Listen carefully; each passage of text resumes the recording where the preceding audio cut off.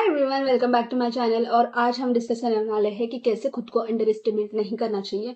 पता रिसेंटली क्या हुआ है कि मैं ना एक गेस्ट लेक्चर अटेंड कर रही थी मेरे कॉलेज में, और वहां पे सर ने ना एक क्वेश्चन पूछा था।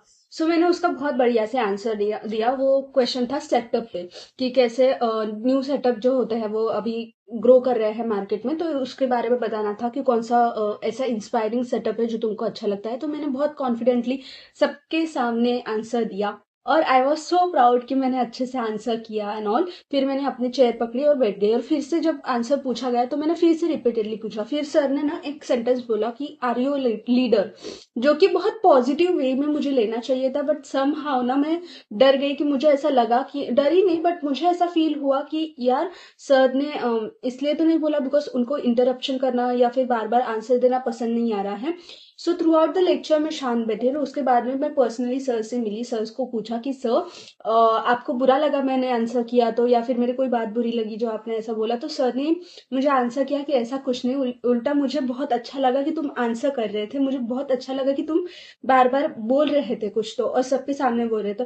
सो यू नो वॉट, इस इंसिडेंट से सिर्फ एक ही सीख मिलती है कि हम ना कई बार अपने आप को बहुत अंडर एस्टिमेट करते हैं। हमें ऐसा लगता है कि नहीं यार हमें नहीं करना चाहिए, बट एक होता है ना कि वो सेंटेंस है डर के आगे जीत है। सो कभी कभी ना वो इम्प्लीमेंट कर देना चाहिए लाइफ में। बिकॉज कैसा होता है ना कि अगर हम कुछ न्यू चीज स्टार्ट कर रहे हैं तो उसमें कई बार ऐसा होगा कि कुछ चीजें जो आप एक्सपेक्ट नहीं कर रहे हो वो सुनाई देंगी या फिर रिएक्ट किया जाएगा। तो हो सकता है आप अपने थिंकिंग के हिसाब से उस टाइम पे रिएक्ट करो।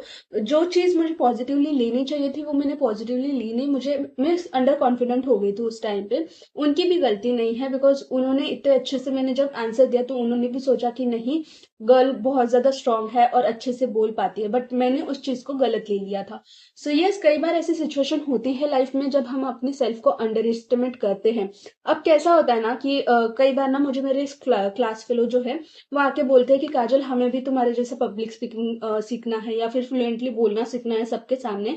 तो I just want to say कि सबके अंदर ये क्वालिटी होती है।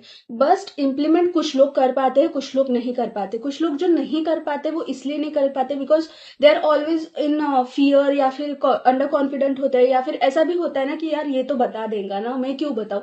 बट क्यों नहीं बताना है? अगर कोई पर्सन XYZ पर्सन आपके सामने बात कर रहा है, वो सेम चीज आपके सामने बोल रहा है जो आपको भी आ रही है, तो why you can not stand and speak in front of so many people? ऐसा क्या है दूसरों में जो तुम्हारे में नहीं है? अभी ये जो क्वालिटीज मैंने डेवलप की है over the period of time, ये क्वालिटी मेरे क्लास फेलोज को बहुत अच्छी लगती है। वो जेनुअली मेरे पास आके मुझे अप्रिशिएट करते हैं इसके लिए कि तुम बहुत अच्छे से बोल पाती हो, कॉन्फिडेंट हो, और हमें ये चीज बहुत ज्यादा अच्छी लगती है।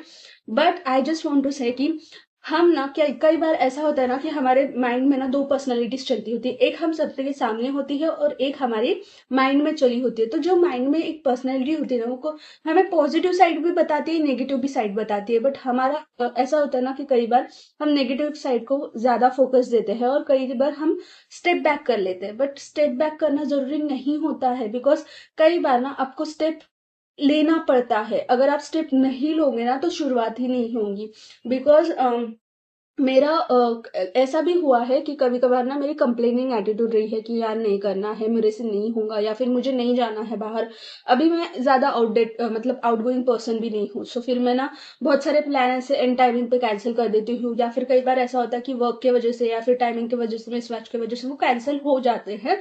बट समहाउ ना अभी मैंने स्टार्ट किया है कि नहीं, मैं किसी चीज को ना नहीं बोलूंगी। जो चीज मैं कर सकती हूँ एटलीस्ट उसको, नहीं कर सकती हूँ तो ठीक है, कोई बात नहीं, मैं बाद में स्टॉप कर दूंगी, but at least I can give it a try. अगर आप ट्राई नहीं करोगे तो कैसे पता चलेगा कि वो चीज के लिए आप बने हो या नहीं बने हो?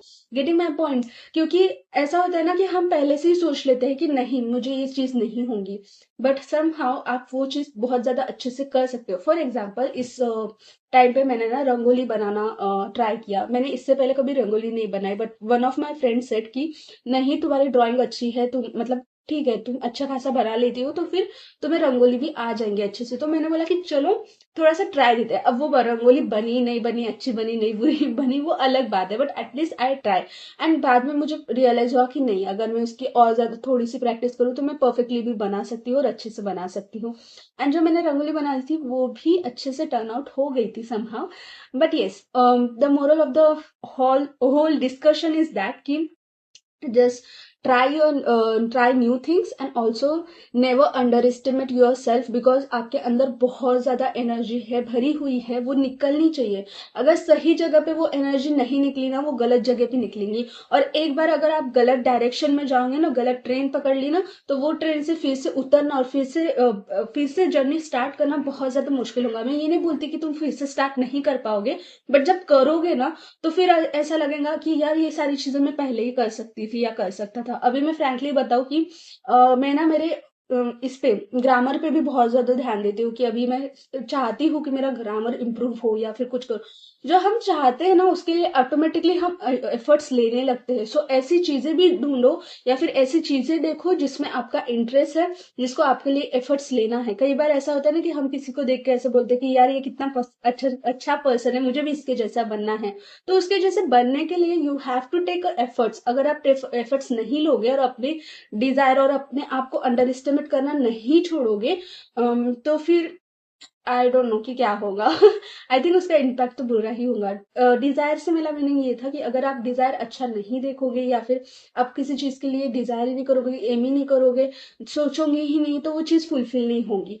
एंड अगर आप अपने अंदर के सेल्फ को अंडर एस्टिमेट करते रहोगे और स्टेप नहीं लोगे, तो शायद आप पीछे रह जाओगे। सो नहीं पीछे रहना है। Okay, so with this all thought, I am ending this video. I hope you guys like this video. I will see you next video. Till then, tata, bye bye, take care.